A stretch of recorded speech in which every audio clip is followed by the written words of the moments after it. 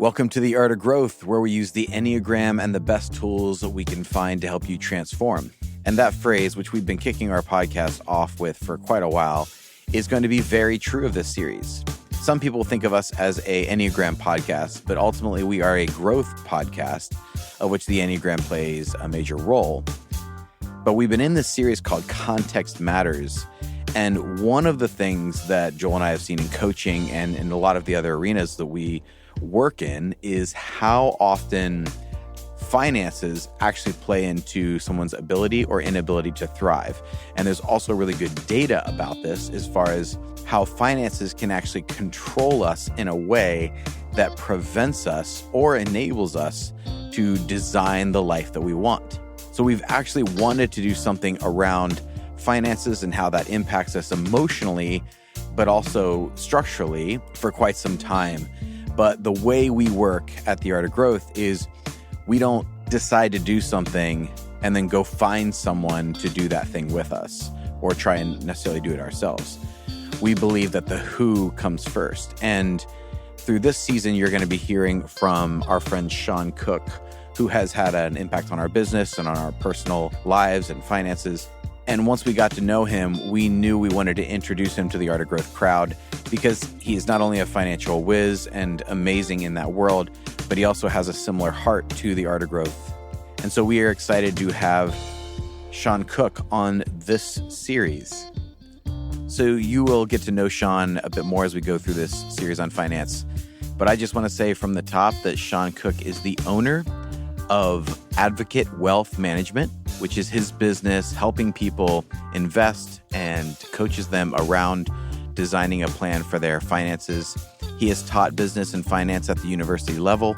He was a co-founder of a nonprofit, and he is a wealth advisor. But what we love about Sean is he really does look at the whole person and who they are. And you will hear that in this episode where we actually talk about the starting point, which was a surprise to me. But he says you can't really put together a plan or think through anything in your finances without coming back to, well, what is my purpose in being here?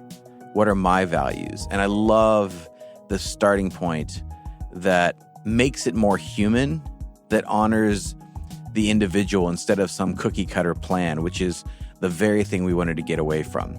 So I'm super excited for you to hear from Sean today, to hear about who he is, but also about how he thinks about this, because it's very freeing for some of us who have struggled in this arena. Some of us who might be a little lower on the self-pres and have to be intentional to integrate this into our lives so that we are free to be who we are and live the purpose that we are here to live, to shine the light that we are here to shine.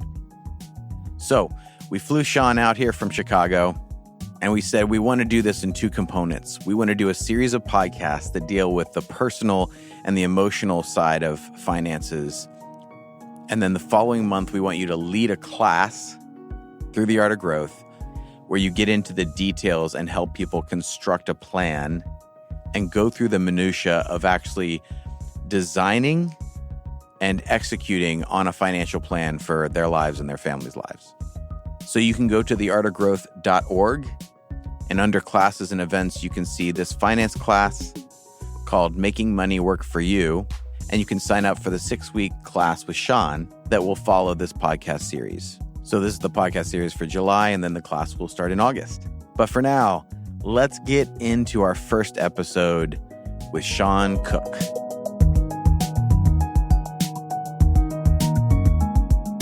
Mr. Sean Cook. So Sean, Joel's here in the room. Hello. Here he is. Okay. I have a few things to say. Okay. It is strange that we're talking about this, and we have not done anything like that in the last few years that you and I have done this.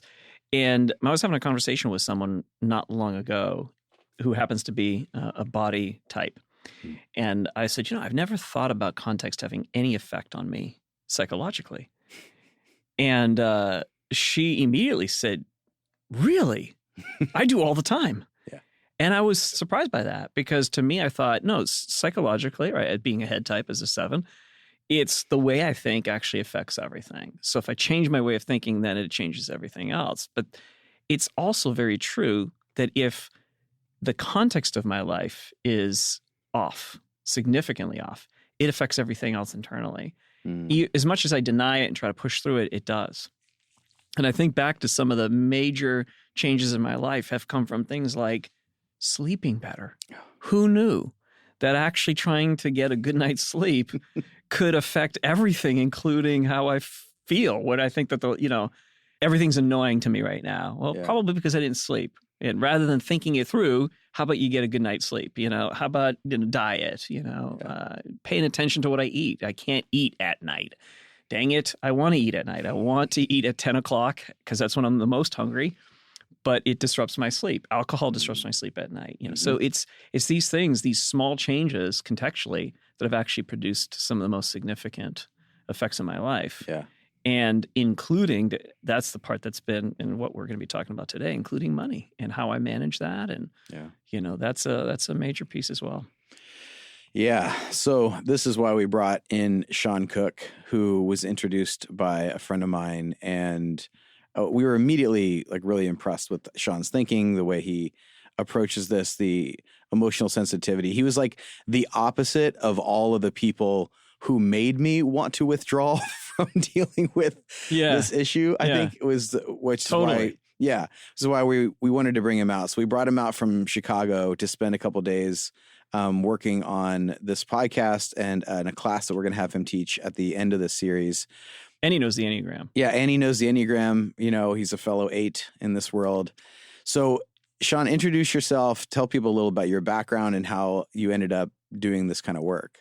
Yeah, so obviously, my name is Sean. I run a wealth business and have been for the past 5 years, my own practice, as well as a consulting business and an insurance practice. So got a lot of irons in the fire, as they say. Yeah. And before moving into this realm, I was actually working full-time on staff at a university and teaching finance and running a home church. So doing a little bit of everything all at once, all the time. And for me, kind of what drew me down this path, everything started with why. And that's kind of why I went down the church path first. Why am I here? What am I doing? Why am I doing it? Purpose, identity. Identity, understanding, wanting kind of more out of life than what I was being told or what the world was trying to press in on me. And then once I kind of got context around myself and who I was and what I wanted, I started to see some other gaps and started to ask questions about how I could make a bigger impact or a deeper impact even. Yeah. And kind of saw this lane in the financial world where a lot of it is sales. A lot of people are selling you something or have a product for you to buy or it's a whole different mess that's really complicated and confusing and everything's interwoven. You just don't know that. So being able to understand that and all the complexity that goes with it and help break that down for other people and become an advocate in their life, which is why our businesses are all called Advocate in one frame or another, Advocate Wealth, Advocate Consulting, Advocate Insurance, because the goal is to genuinely be an advocate for people, to make sure they have someone fighting for them, to understand how all of these things in your life fit together way more than you think. Yeah. I love that because it's for people rather than for just you and what you're trying to do in this world. And that makes sense of why and how you've brought the Enneagram in as well to your work. I have. I bring it up quite often. Dealing with money means you're dealing with people. Yeah. And dealing with people means you're dealing with relationships. So I work a lot with business owners. So whether I'm working with, that's kind of how the consulting business was born, was out of working with business owners a lot on the wealth side and started getting asked more and more questions from business owners that didn't want to hire me on the wealth side. So how do we bring you in without bringing you in? So that kind of birthed a whole different thing. And whether I'm working with couples and family dynamics or I'm working with businesses and business dynamics, it's been a pretty important tool to help people understand themselves better. Because everything's as I'm trying to give advice, right? I'm trying to give you advice, but if you don't understand you enough, the advice I'm coming to you with will feel disconnected. Right. It's like an external imposition. Yes. This is what you need. Right. Because I think when it comes to this world, when it comes to money, it comes to finances, a lot of times people just think very formulaic. Like, I'm going to have to do this, and then I have to give up this, then I just have to follow this plan. And it feels very rigid. I remember a mentor of mine when he was talking about a budget, and immediately I was translating that word in my 8 controlling nature as prison. And he just brought up, it's just a tool. It's not a prison. And it was like he was reading behind the scenes because I didn't say that. It was just kind of like maybe the look on my face. He's like, yeah, budgets make a great tool. And I think because I had put it in this category of someone's going to impose a formula on me. And so this is why, like, I wasn't seeing, my type. I didn't really understand the Enneagram yet. So you understand when you're walking through the door, you're having to deal with that because you know that there is something that people want. Like they want to have their values show up in their finances. Most of the time, people think they're coming to me for something specific. That's where they begin. And that's where they begin. Say more about what do you mean? Okay. Yeah. So like usually they come and they say, hey, you're going to help me invest my money. Yeah. That's what I'm here for. Or, hey, so-and-so told me you help them, protect their family with this life insurance policy or ... fill in the blank, right? You've helped this business owner, be more efficient in what they're doing internally. And, we want to bring you in to do that. However you did that there, do that. Do that here. Whatever the things are you're doing, we just want the thing. Got it. All right. Right. Yeah. They don't know what kind of how I bake the pie, so to say. Right. So when it gets into it, and the first question I start with almost every client is, well, tell me why you're here on earth. What's your purpose? It feels really jarring for a lot of people. Yeah. Because they're like, what does that have to do with investing my money? Right? What in the world does that have to do with a budget? Right? Yeah. So and I try to give them good, clear understanding and warning up front and explanation, but it still is a unique process in my field because again, a lot of the time in the planning process can be used as a sales process. Right. So you can use it to sell life insurance. You can use it to sell portfolios. You can use it. So you can use it as a tool if it's again manipulated the wrong way or misunderstood. So again, as an 8 who wants to control, right? Kind of the way I've built the process is let's start with what matters and then build from there. Well, it's almost like that should begin everything. Like your values should inform everything you do. And then we've divorced that from this aspect. So how do you even begin to have that conversation? Yeah, great question. So the first thing I do is like I said, I start with purpose, but the next layer of that actually jumps into priorities. And you'd be surprised.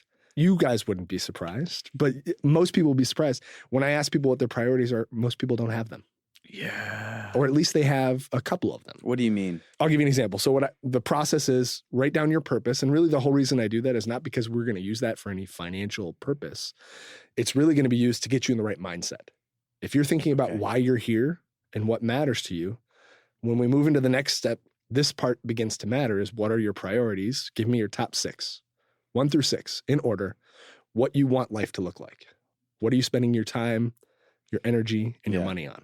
Do you think people get goosier on that question? Like, Some not only do they not know, but if they did know, is it like I'm embarrassed to actually admit that I have some of these? I haven't seen so part of me being me is I end up knowing more about people sometimes than the rest of the family.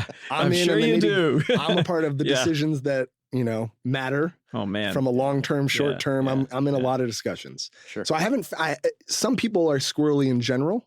Right. That's just kind of their how they come in. They come in suspicious because of an experience they've had, or they come in shameful over something they've done. Yeah. So this process helps relieve some of that, I feel like, because we start in an area that isn't normal. Yeah. It's not like, well, tell me what you have now and how I'm going to move it over and we'll move from there. Yeah. I can't imagine many people come in the door really confident that like, yeah, I'm ready for this. And I'm like, I know what I want to do in this space. Like, I imagine they come in a little trepidation. It depends on the type of client, right? So one of the unique things about my business as well is that it is very diverse from a type of client. A lot of people in my industry kind of create a leveling system where you only bring in clients with a certain asset level or a certain, they'll put some type of system in place to make their time more efficient.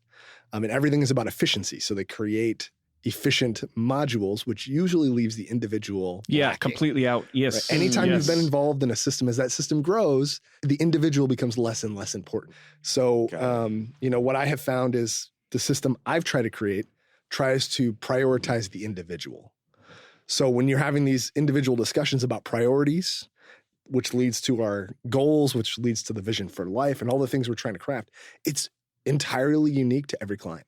Do you think people want to be told, though, in some cases? Like, tell me what those things should be. Tell me what my priorities should be. Yeah, so I feel like it's more related to the actual financial components, right? So like one of the components that will come up most often where people don't have any idea is like, what risk tolerance do you think you have? Or how do you feel about risk? Right? And most people are like, I don't know. Tell me, how do I feel about risk? Right? So that's, when you're deciding about how to invest someone's portfolio on the back end of the wealth piece, that's not something I can tell them. Right. But I can give them guidelines on how other people in their position, what they would choose, what they have done, why they would do it, my opinion on the market, how I view things. So I can give context for other people or myself, but I can't tell you how to feel about your money. Because at the end of the day, it is your money and you have your own purpose to it. Right. So it's helping kind of give them some autonomy over their money while they're trusting someone else with it. So it's like it is this weird dynamic where I'm teaching them to like own more of what they're doing and own their life more. Yeah. Not even just the money part of it, but owning their life more so that each thing we're doing has a purpose behind it. So you're not just putting money to put money in. We're putting it in because we know we have an agenda now. We have somewhere we're trying to go. Oh, I love that, because I think that is the component that gets a little squirrely, is that owning your money, really owning that view of that, is an aspect of owning your life. That's what it's actually about. It's actually about owning your life. 100%. It's about owning your life. And that's what I have found in the process is most people, if you don't have your priority set, how are you making decisions? And most people don't. They don't even know how they make decisions. Well, this is what we talk about in Enneagram world. Like, people are more reactive than responsive. This is, we talk about our business about designing your life instead of living it by default. But I think this is the same thing we're doing with the money. It's like, it's life by default, not life by design. So you're not actually living your life. You're reacting to what your community says, what your parents says, what you grow up with, what your own internal thing is. And so it's not about the starting point being your values. Okay, I feel like we're probably, like, a lot of people are going, yeah, that's me right now. So I'm nervous and I'm anxious about even diving into this piece. For you and your experience, Sean, have you noticed that when people have entered into your space with that fear, with that like almost no ownership over their finances, that they have begun taking it, that through you're giving them coaching, they've begun to take it. And what happens when they do begin to take ownership? Yeah, so what I've seen is you get this level of confidence and a level of dedication to their own life that maybe was slightly missing before. It's not that I'm giving people purpose, because they already have it. It's not that I'm giving them priorities. Really good. Because they already have it. Yeah. What I'm helping them do is reevaluate and choose for themselves. Because I think oftentimes life is continually pushing things on you, right? Values, priorities, buy this, do this. Look what my neighbor has. Look what my parents are doing. You're constantly bombarded with all the things that are happening. Yeah. And so if you're not sitting down and making a decision on what you're going to value over something else, you'll do anything. Yeah. Right. You'll jump from one thing to another thing, and you'll soon be like, hey, where'd that money go? Yeah. And what did I do with it? And you look backwards and you're like, oh, I threw that thing out like 3 months ago that I spent all that money on for what? Yeah. Because it didn't really matter long term. I didn't really think through the value of what I was doing. I just in the moment wanted it and did it. Yeah. Yeah. So what I have found is it brings a level of like clarity, confidence to what they're doing. And then the partnership with me is giving someone that is like helping them steward that. So the confidence and clarity is theirs, and the stewardship becomes my responsibility to help them steer the ship now. Now we have somewhere to go. I'll help you get there. Nice. So why am I here? Like, my purpose in life? Like, that's the first question when it comes to dealing with your finances? In my opinion, yes. That's where you got to start. You got to start with, why are you here? What are you trying to accomplish with your life? Because if you tell me that what you're trying to accomplish is a family and a home and some of these kind of boilerplate responses, then we can create an agenda around that. Right. But if your agenda is social reform or starting a business or becoming an artist or whatever that thing is, your agenda is going to look entirely different. And you can't follow the same module that other people are doing if that's what you really care about. So if you don't start with why, then you're running down the what train with the wrong purpose. I love that, because so many financial experts have only one thing in mind, and that's to make you more wealthy. Like, it's all about, you obviously want what I want, which is more money, more material. Yep. people aren't the same, right? You're dealing with clients from all over. All over. And Yeah. let me give you an example. All right. I had a couple that I was working with. Husband, great job with his family. Love what he was doing. Okay. Wife ran her own business and was a successful entrepreneur. And they were kind of counting on the dual income. And the first meeting, sat down, started asking some of these questions. The husband was a little bit more aloof and distant. And he said, look, before we even get into this, Sean, you just need to know, I can't quit my job. I'm stuck. It's a family thing. I'm in it.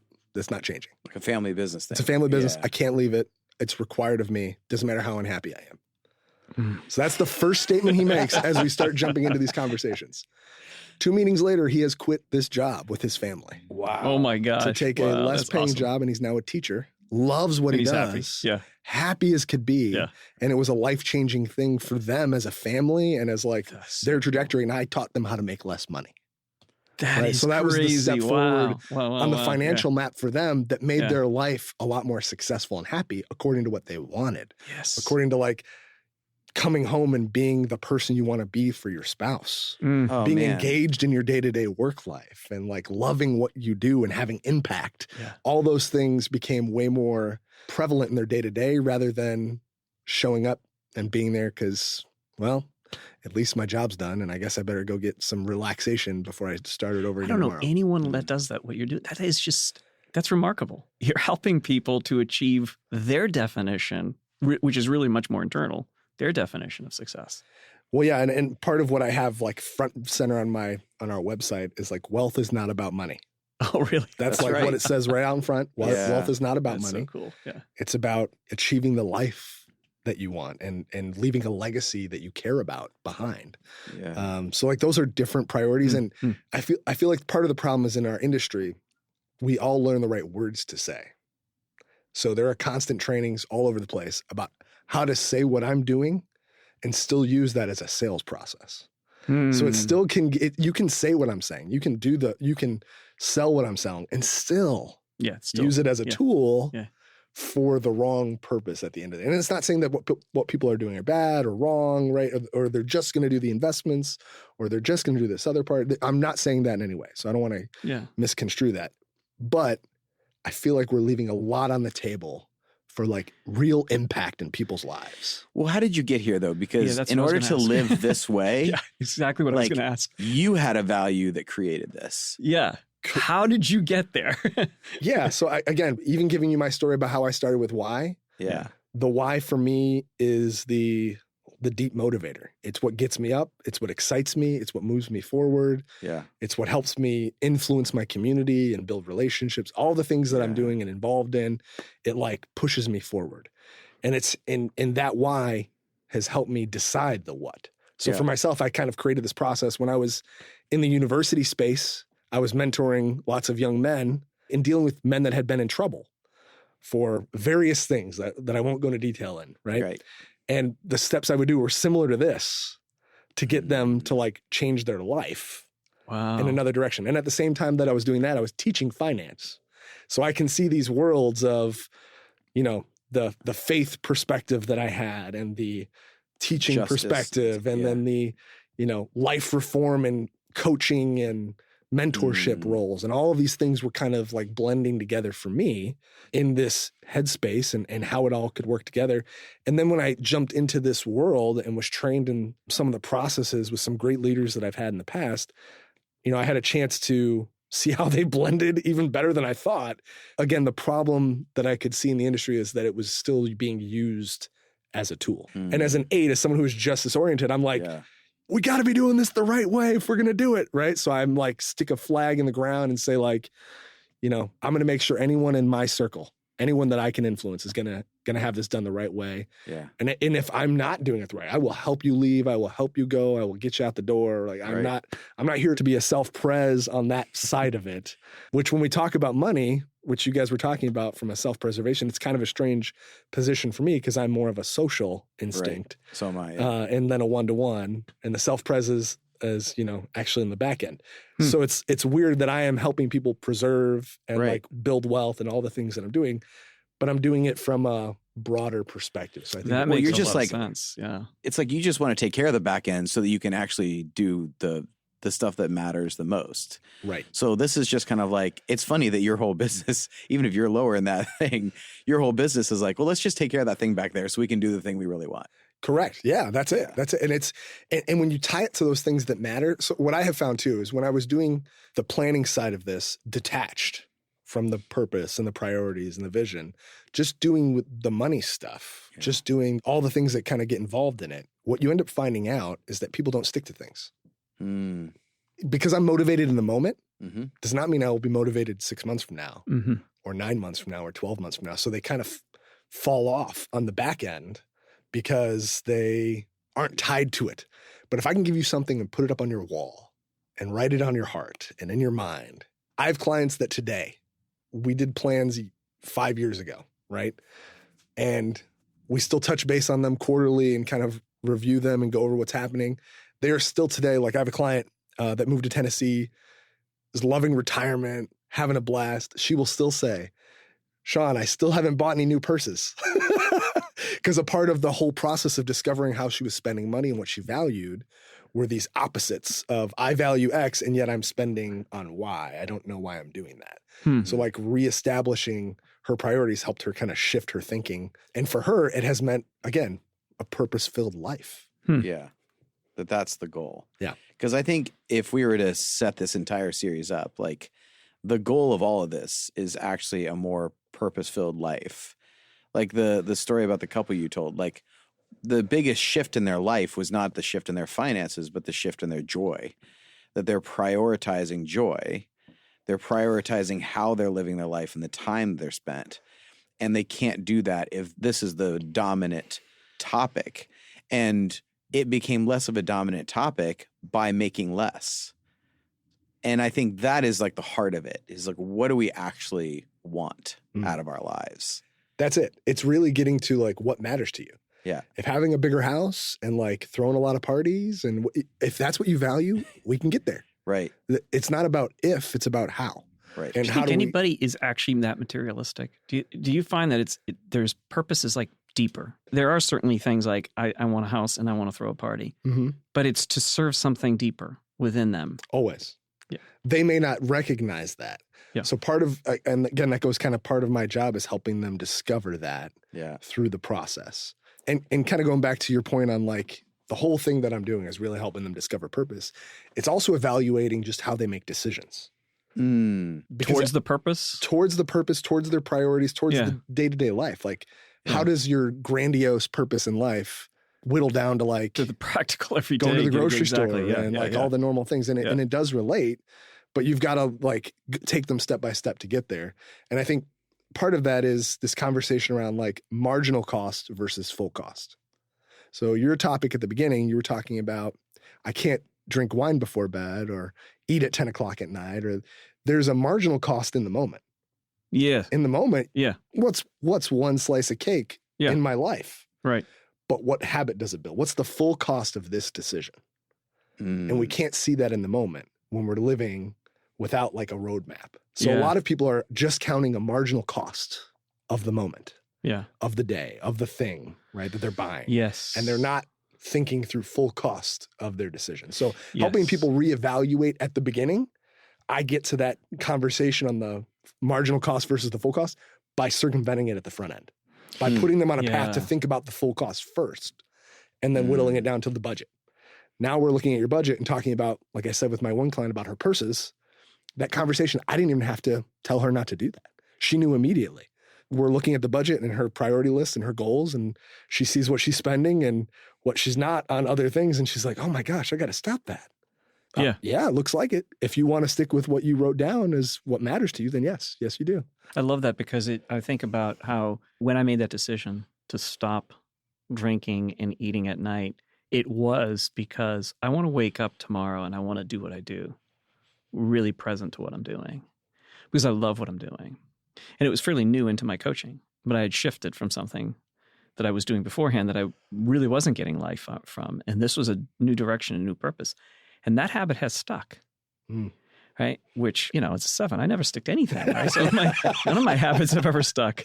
Love it. It's my life. But that one is stuck. And several others have stuck that now I can see, wow, I feel like I've got discipline. in these areas of my life. Mm. But it all is in service of what you're describing as that very internal purpose rather than the external. The external one's never stuck from me. Like, oh, that's a great idea. I should do that. Oh, that's a good idea. Yeah, I probably should do that with my life. But none of them ever stick. Yeah. But the ones that have kind of emerged from inside me, yeah, if I can create that, I love how you're describing that, create a roadmap, sort of an ascending or descending kind of, okay, if you start here, these are the decisions you need to make in order to get there. It also helps you make decisions, right? So like when you come up to a crossroad in your life and you say, do we buy a new house? Or do we have a baby? Or what order do we do these things in? Yeah. How do we go about all the things we want to accomplish? And by setting priorities, you just set order. It's like, we just moved into a new house. What rooms do we need to use?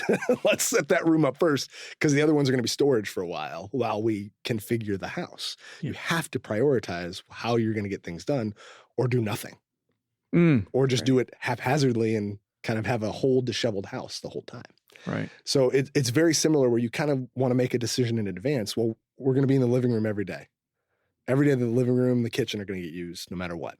Start there. The bedrooms are going to get used every day, right? So like setting a priority list and start checking things off of that list that we value, right? And someone else may value other things in their kind of list. So it's helped us. It's helped me with my personal wealth planning. It's helped a lot of my clients figure out what they want and go after it, whether it's quitting a job or stashing away different money to save on taxes. So again, it can lead to so many different avenues and it becomes very unique to the individual as opposed to being, hey, this is the rule of thumb for everybody. You should probably do what everyone else is doing.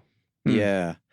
I love that. If I was to sum up like this episode, it's interesting that if the conversation about finances starts with finances, I can feel my body tighten. But when the conversation about finances starts with values, I can actually loosen. Because you've used this word wealth a lot, and I think a lot of times people think of finances and stuff like that, but you're specifically using the term wealth. And what came to mind is a friend of mine who would post a picture of like him and his kids, and they're just like sitting there eating pizza, and he says, "I'm a rich man," was the caption. And I was like, right. Like some of the best money I've ever spent was on my surf paddleboard. And when I'm out there on the water and then I drag it out and I throw it on my 12-year-old car that's like sandy and dirty, like it's not nice. And I go to my like small place, but being out on the water, I feel like I'm a wealthy man. And the wealth, it's the location. It's like being in this physical space that aligns with my priorities. When I'm in this space, my body relaxes when I'm on the water. Then I go into my day more focused, more calm because I've had this thing and I go, this is the good life. And I've been whispering that to myself lately, like in these little moments where I go, this is the good life. I don't care the size of my house or like if it's all up to date and fancy, but the location of it matters a whole lot to me. These are the things where I start going, oh, right, this is what makes me feel wealthy. And I think that is a great question when it comes to priorities. What makes you feel wealthy? Yeah. Like you actually have the experience of it, not what anyone else would look at your life and go, that's what it is. Because maybe for you, that means I don't make as much, but I own my own business and I demand my own time so that I can pick up my kid from school. Because if I can pick up my kid from school in the afternoon, that makes me feel wealthy. Yeah. And I agree. And I think what I would echo back to you on that is that at the end of the day, when we're making these decisions, we have to make them from a perspective of what matters to me. Yes. Not what matters to everyone else. And we oftentimes get pulled into these traps of what matters to everyone else. Yeah. So you buy a bigger house and now you have a bigger burden. So you're less happy. Yes. Yep. You're less involved with your kids. You're less involved with your spouse. You're less involved with your community because now you feel the burden of extra money going out the door. Yeah. So like more isn't better. Right. And I it's feel not like that's more. It's less somewhere else. Exactly. So that's the question is, where do I want to be wealthy? Right. Yeah. Because more here, more house is less in time.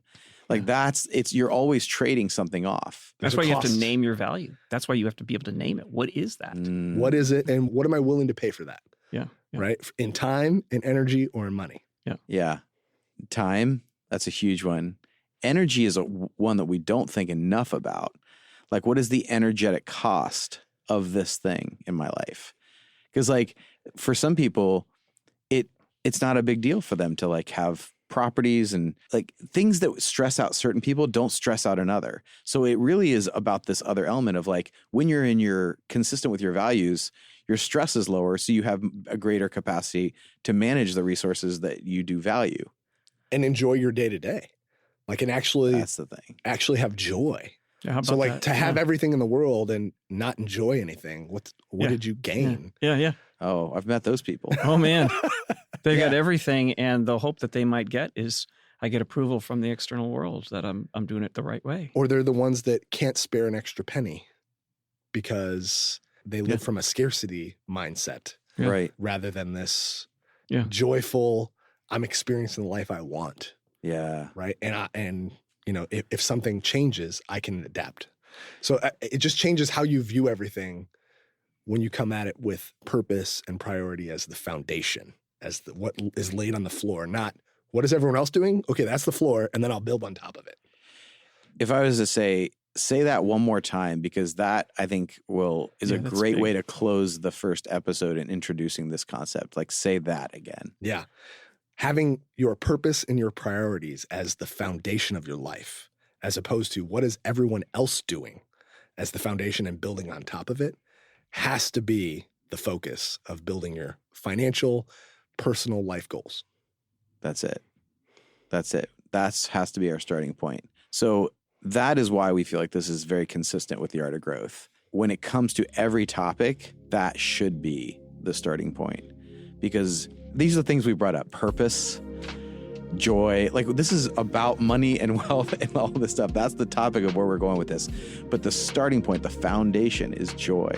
It's values, it's priorities, it's purpose.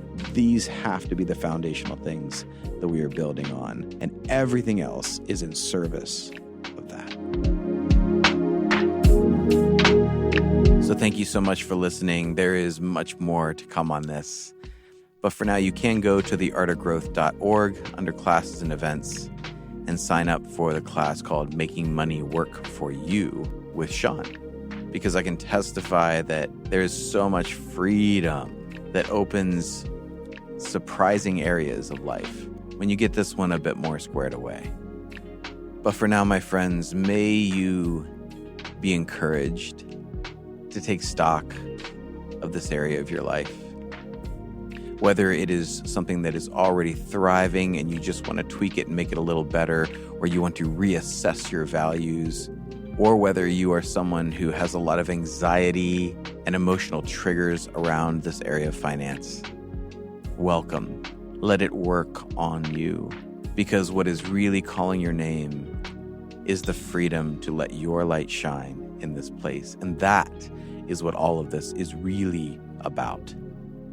Grace and growth, my friends.